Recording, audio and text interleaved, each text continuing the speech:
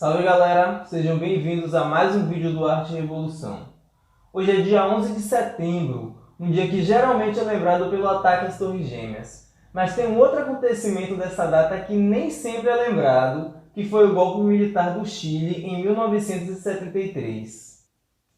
Nós já falamos um pouco sobre isso aqui no canal no vídeo que fizemos sobre Inti Illimani. Mas hoje nós vamos falar a partir de um filme que é barril triplicado, porque na verdade são 3. Eu estou falando de uma trilogia chamada A Batalha do Chile, a luta de um povo sem armas.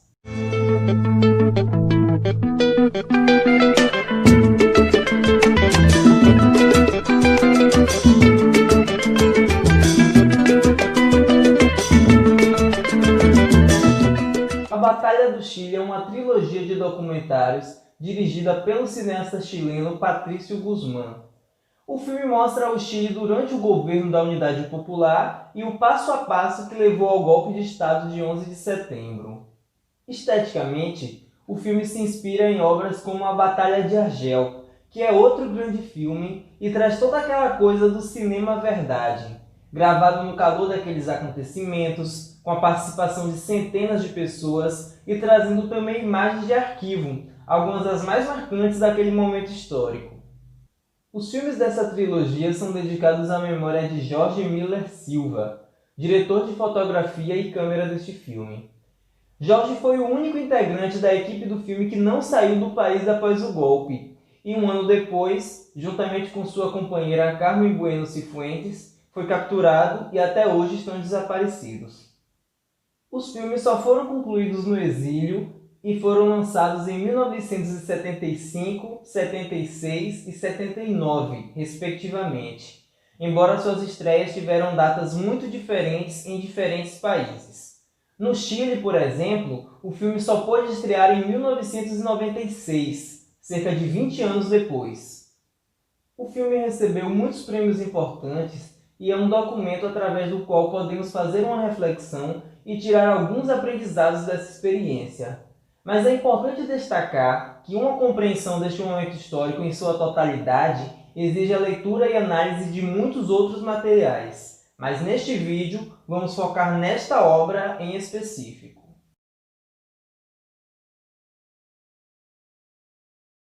A primeira parte da trilogia se inicia em março de 1973, 6 meses antes do golpe, quando ocorriam as eleições parlamentares. A oposição esperava conseguir 2/3 do eleitorado para assim poder destituir o presidente Salvador Allende, resultado que não atingiram e a partir de então passam a tentar a estratégia de golpe de Estado. Este filme mostra as investidas da burguesia para derrubar o governo da Unidade Popular.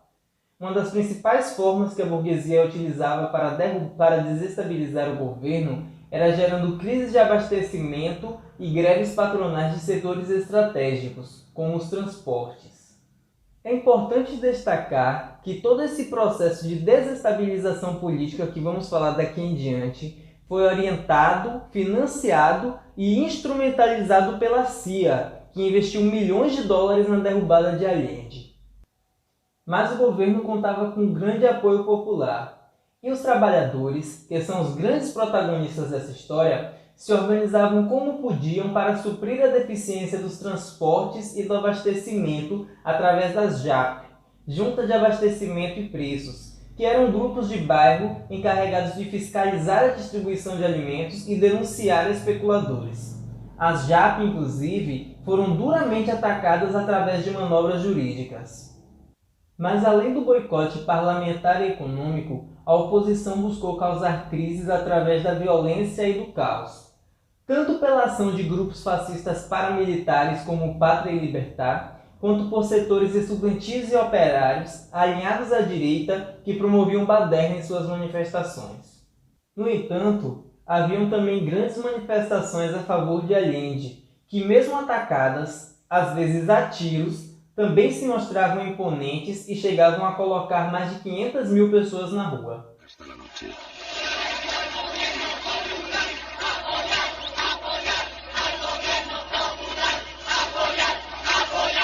Após esgotarem todas as tentativas de derrubar o governo por vias legais, no dia 29 de junho de 73, um setor das Forças Armadas ataca o Palácio Presidencial na tentativa de tomar o poder. 22 pessoas morreram no tiroteio e neste ponto se encerra o primeiro filme, com imagens deste dia registradas pelo fotojornalista argentino Leonardo Henrichsen, que filmou sua própria morte.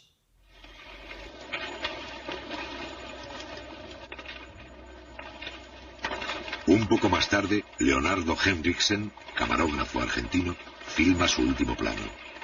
No solo registra su propia muerte, también registra, 2 meses antes del golpe final, la verdadera cara de un sector del ejército chileno.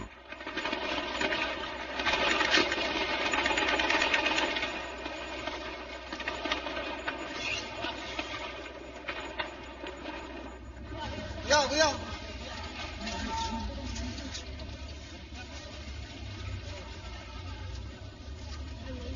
Cuidado, cuidado, que sale aquí.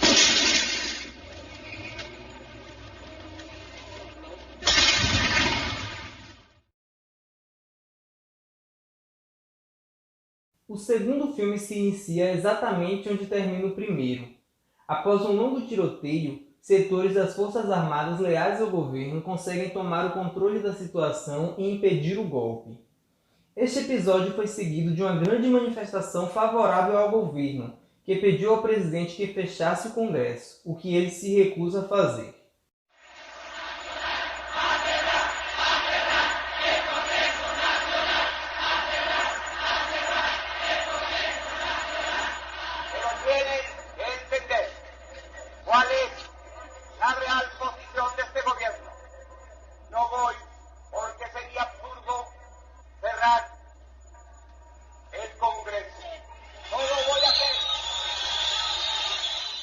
Após o ocorrido, os trabalhadores adotam uma postura mais ofensiva.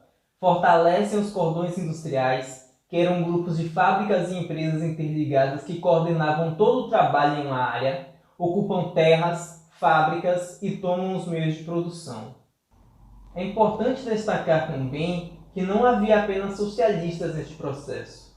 Muitos anarquistas também construíram os cordões e as ocupações. Aqui ocorreu um grande erro do governo Allende. Enquanto os trabalhadores, organizados nas fábricas e bairros, investiam na estratégia de avançar sem transigir, manifestavam o desejo de que o governo agisse com mão de ferro contra a reação fascista e estavam muito conscientes da necessidade de se armar, pois sabiam que o conflito era inevitável, o governo adotou uma postura contrária. Na tentativa de evitar o rompimento da ordem constitucional e o conflito armado, buscou dialogar com o Partido Democrata Cristão e até tentou recuar em algumas nacionalizações, e encontrou forte oposição entre seus próprios apoiadores. Así que mañana pasado, en la misma noche, lo mandan ahí en el listo. Lo matan a todos y como somos indefensos, aquí nos quedamos. ¿Y habría que armar al pueblo entonces? Por supuesto, claro, y eso es lo que tiene que hacer el gobierno. ¿Qué tenemos que hacer nosotros para defender este gobierno? Unirnos.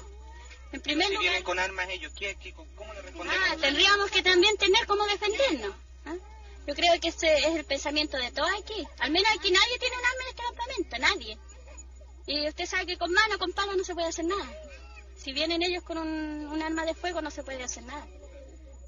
Existen las organizaciones de defensa por parte de los trabajadores. Existen las brigadas que en un momento determinado pudieran moverse. Pero no existen los elementos populares para defender las industrias, ni existen los elementos populares siquiera para movilizar trabajadores en una franca disposición de combate o de lucha callejera contra algunos sectores militares o algunos sectores del fascismo provistos de esos elementos. ¡Milicia popular! ¡Milicia popular! Este sector afirma que el choque armado con la derecha es inevitable y que la única forma de encarar un golpe es con la organización de las masas, fortaleciendo el poder popular, en especial los cordones industriales. A escalada da violência política continua. Entre julho e agosto de 1973, houve mais de 250 atentados à bomba feitos por grupos terroristas treinados nos Estados Unidos, e ocorreu também o assassinato de Arturo Araya Peters, um dos oficiais da Marinha leais a Allende. Pouco depois, uma nova greve de transportadoras é amplamente publicizada pela mídia golpista, e as tentativas de diálogo do governo com a democracia cristã falham porque Allende não cedeu às capitulações que a oposição exigia. Enquanto a classe trabalhadora se organiza de forma autogestionada para garantir o abastecimento da população, a oposição civil ao governo, composta principalmente de setores da classe média, se manifestam pela renúncia do presidente, e o Congresso aprova uma declaração de que o presidente feria a Constituição, o que é um convite ao golpe. Neste ponto, alguns dos oficiais leais a Allende renunciaram, entre eles o general constitucionalista Carlos Prats, que viria a ser assassinado um ano depois, no exílio. E então Augusto Pinochet, que até esse momento se apresentava como um defensor da ordem constitucional, passa a ser o comandante em chefe das Forças Armadas. E, alguns dias depois, com a traição de Pinochet, o golpe se concretiza. O final do filme mostra alguns dos momentos mais marcantes do dia 11 de setembro, como o bombardeio ao Palácio Presidencial La Moneda, o último discurso de Allende, transmitido pelo rádio poucas horas antes de sua morte, o pronunciamento dos golpistas e também a repressão que desarticulou, matou e torturou milhares de pessoas ao longo de 17 anos. Porém, apesar de toda a brutalidade da repressão, sempre houve resistência, de diferentes formas. O terceiro filme da trilogia mostra um período que vai de outubro de 1972 até meados de 1973, ou seja, cronologicamente, este seria o primeiro dos 3 filmes. O filme mostra o início do governo Allende, que nacionalizou o cobre, grandes empresas de mineração, expropriou milhões de hectares de terra e estatizou quase todos os bancos nacionais e estrangeiros. Essas ações do governo, obviamente, irritaram a burguesia nacional e o imperialismo americano, que logo impôs ao Chile um forte bloqueio econômico. Em outubro de 72 ocorre a primeira grande greve de transportadoras, que recebeu apoio dos partidos de direita, pequenos e grandes comércios e de instituições que atuavam como porta-voz do capital nacional e estrangeiro, como a Sociedade de Fomento Fabril. Apesar da crise econômica, essa greve acabou por fortalecer ainda mais o governo, que conseguiu negociar o seu fim colocando alguns militares leais no gabinete, o que foi bem recebido pela população, que após a greve se encontrava ainda mais organizada e disposta a lutar. O foco deste filme é o poder e a organização do povo, nas lojas populares para suprir o problema do abastecimento, nas indústrias para manter a economia ativa enquanto os patrões e engenheiros paravam, nos cordões industriais e conselhos comunitários, que reuniam trabalhadores, estudantes e donas de casa de um mesmo distrito. Os cordões industriais e conselhos comunitários tomavam a forma de ação e exerciam poder. Eles ocuparam e exigiram a expropriação de dezenas e dezenas de fábricas e propriedades ociosas. E mais uma vez eu quero destacar a participação dos anarquistas neste processo. Mas essas ocupações encontravam um entrave na burocracia estatal, porque nem todas essas propriedades poderiam ser expropriadas. O poder popular começaba a extrapolar o aparelho do Estado. De la transición al socialismo. En este momento yo veo que se está cuestionando a la Constitución y la legalidad. ¿No? Se está cuestionando por las clases trabajadoras, ¿no es cierto?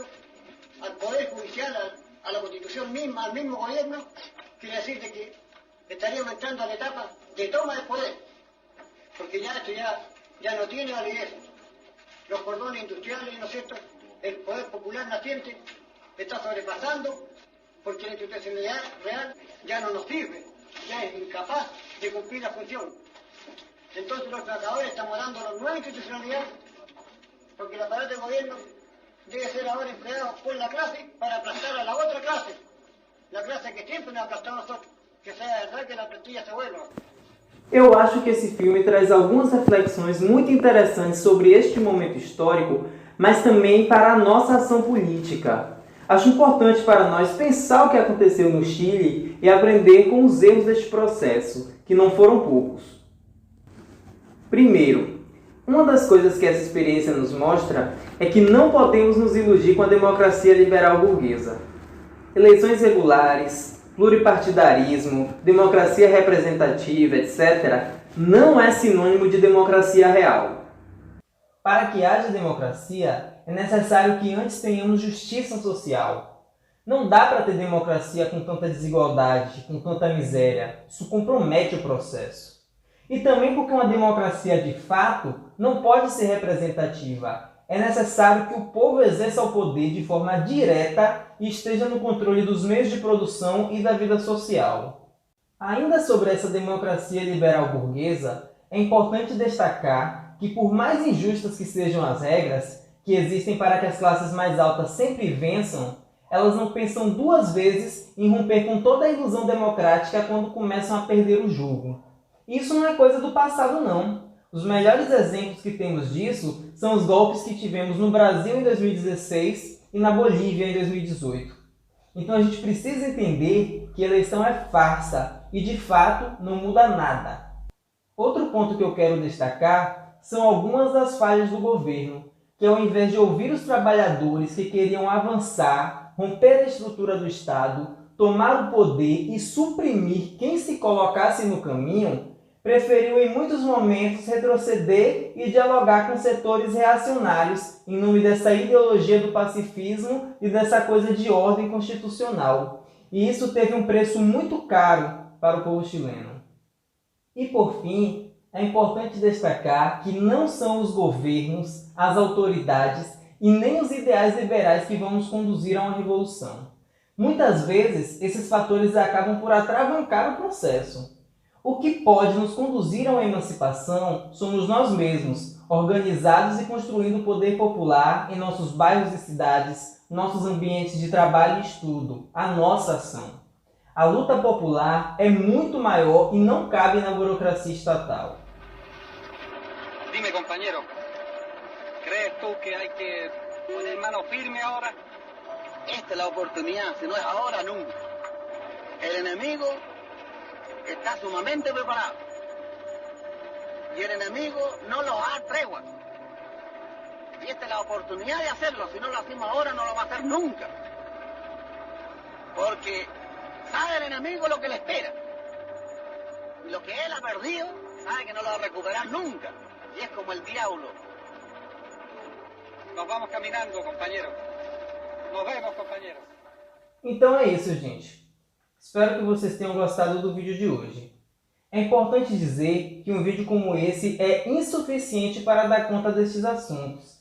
Existem muitos outros elementos que não entraram aqui, mas espero que essas reflexões colaborem positivamente para os nossos debates que não estão de forma alguma encerrados. Vou deixar aqui na descrição uma playlist onde você pode assistir a trilogia e mais alguns materiais relacionados. Talvez esses vídeos não estejam numa qualidade tão boa, por isso eu também vou deixar um link para download onde você vai poder assistir numa qualidade melhor, beleza? Então é isso, gente. Se você curtiu, não deixe de curtir, compartilhar e se inscrever. Valeu!